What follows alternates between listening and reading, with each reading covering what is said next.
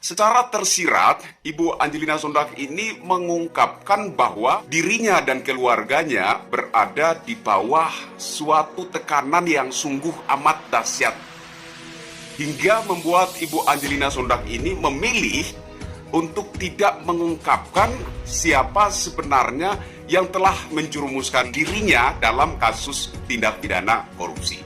Jadi dia sampai nangis-nangis, ya kan, benar-benar suatu ekspresi yang menunjukkan seseorang itu berada di bawah tekanan yang sangat serius gitu ya. Ini yang menarik sekali menurut saya. Yang menjadi pertanyaan adalah kira-kira dari sisi mana datangnya tekanan itu, ya kan? Saya kemudian mengingat ketika Pak Antasari Azhar keluar dari penjara, dia juga menceritakan bahwa sebelum dia di penjara itu dia didatangi oleh seseorang yang mengatasnamakan penguasa kala itu. Siapa penguasa kala itu ya?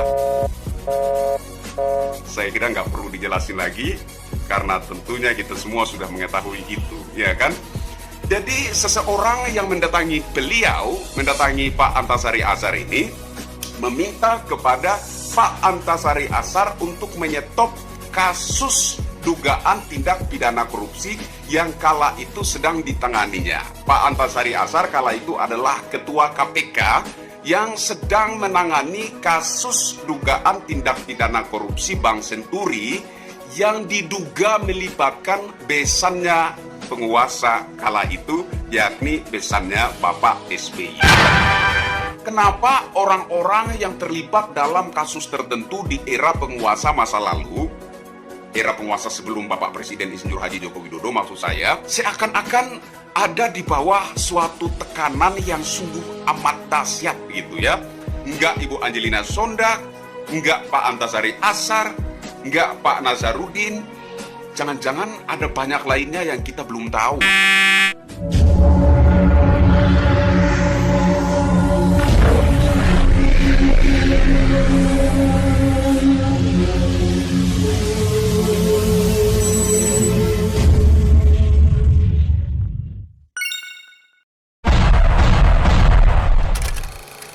Halo Indonesia, saya Kristianto Yinoni, salam NKRI. Saya ingat Bapak Jokowi ini atau pemerintahan di era Presiden Insinyur Haji Joko Widodo ini pernah dituduh sebagai rezim otoriter. Ini lucu sekali. Lucunya kenapa?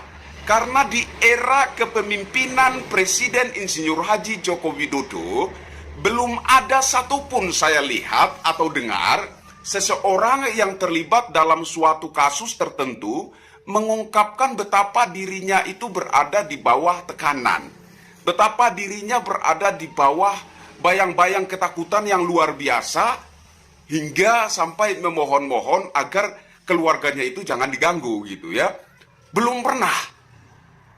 Sejauh amatan saya belum ada satu orang pun yang terlibat kasus apapun di era kepemimpinan Presiden Insinyur Haji Joko Widodo ini mengungkapkan bahwa dirinya atau keluarganya itu berada di bawah suatu tekanan yang dahsyat. Kok bisa era pemerintahan Presiden Insinyur Haji Joko Widodo ini dituduh sebagai rezim otoriter? Ini lucu sekali kan? Kali ini terkait bebasnya Ibu Angelina Sondag dari penjara ya. Jadi Ibu Angelina Sondag ini mantan putri Indonesia. Dia bergabung dengan Partai Demokrat, menduduki salah satu posisi yang cukup bergengsi di Partai Demokrat, dan kemudian dia dipenjara atas kasus dugaan tindak pidana korupsi. Nah, beberapa waktu yang lalu dia bebas, dan kemarin saya lihat video Ibu Angelina Sondag diwawancara di acara televisi, yaitu acara Rosi. Ada yang menarik menurut saya. Menariknya apa? Jadi saya simak videonya Ibu Angelina Sondag waktu diwawancara di acara Rosi. Ibu Angelina Sondag ini curhat gitu ya. Dia curhat. Nah, secara tersirat Ibu Angelina Sondag ini mengungkapkan bahwa dirinya dan keluarganya berada di bawah suatu tekanan yang sungguh amat dahsyat. Hingga membuat Ibu Angelina Sondag ini memilih untuk tidak mengungkapkan siapa sebenarnya yang telah menjerumuskan dirinya dalam kasus tindak pidana korupsi. Jadi dia sampai nangis-nangis, ya kan, benar-benar suatu ekspresi yang menunjukkan seseorang itu berada di bawah tekanan yang sangat serius gitu ya. Ini yang menarik sekali menurut saya. Yang menjadi pertanyaan adalah kira-kira dari sisi mana datangnya tekanan itu, ya kan? Saya kemudian mengingat ketika Pak Antasari Azhar keluar dari penjara, dia juga menceritakan bahwa sebelum dia di penjara, itu dia didatangi oleh seseorang yang mengatasnamakan penguasa kala itu. Siapa penguasa kala itu ya? Saya kira nggak perlu dijelasin lagi, karena tentunya kita semua sudah mengetahui itu, ya kan? Jadi seseorang yang mendatangi Pak Antasari Azhar ini, meminta kepada Pak Antasari Azhar untuk menyetop kasus dugaan tindak pidana korupsi yang kala itu sedang ditanganinya. Pak Antasari Azhar kala itu adalah ketua KPK yang sedang menangani kasus dugaan tindak pidana korupsi Bank Senturi yang diduga melibatkan besannya penguasa kala itu, yakni besannya Bapak SBY.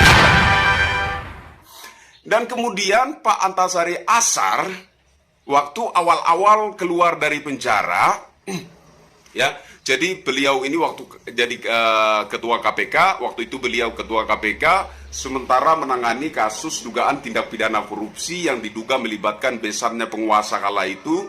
Dan kemudian beliau didatangi oleh seseorang yang mengatasnamakan penguasa kala itu, meminta kepada beliau untuk menghentikan kasus yang sementara ditangani oleh KPK. Nah, karena beliau dengan tegas menolak permintaan itu, ya, beliau tidak menerima permintaan untuk menyetop kasus itu.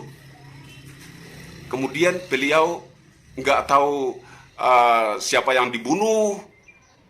Beliau dituduh sebagai seorang pembunuh dan kemudian beliau dijebloskan ke dalam penjara. Ketika beliau awalnya keluar dari penjara, beliau mengatakan bahwa akan mengungkap sebenarnya siapa dalang dibalik kasus pembunuhan siluman yang menjerumuskan dirinya hingga ke dalam penjara.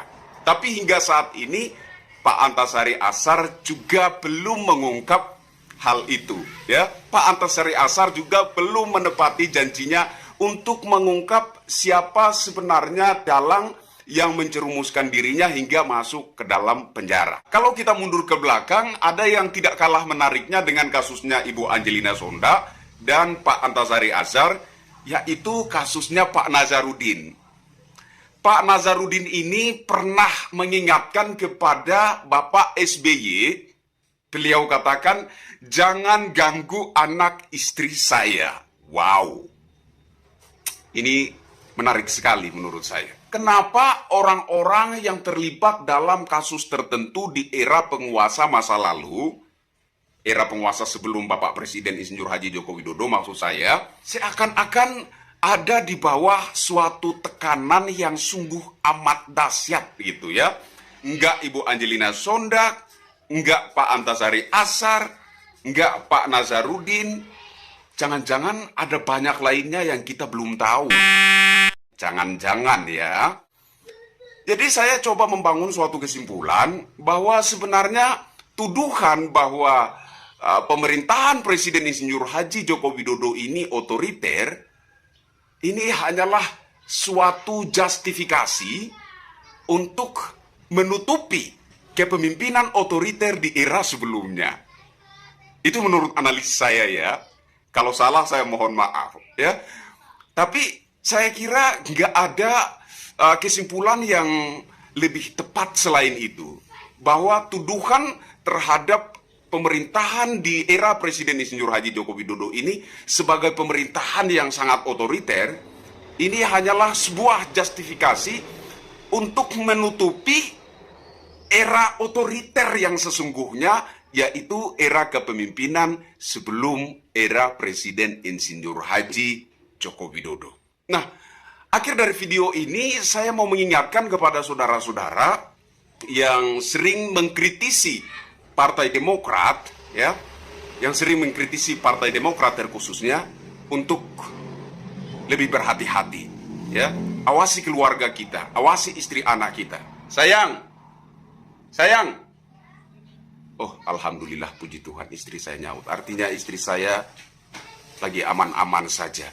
Ya, saudara-saudara ya, awasi istri anak kita. Mana anakku? Gracia kata Leayen Oni. Alhamdulillah, puji Tuhan, anak saya juga baik-baik saja. Saya Kristianto Yen Oni, salam NKRI. Rakyat Indonesia. Masyarakat kecil belum mengerti makna kemerdekaan. Berkenan di hati Bapak.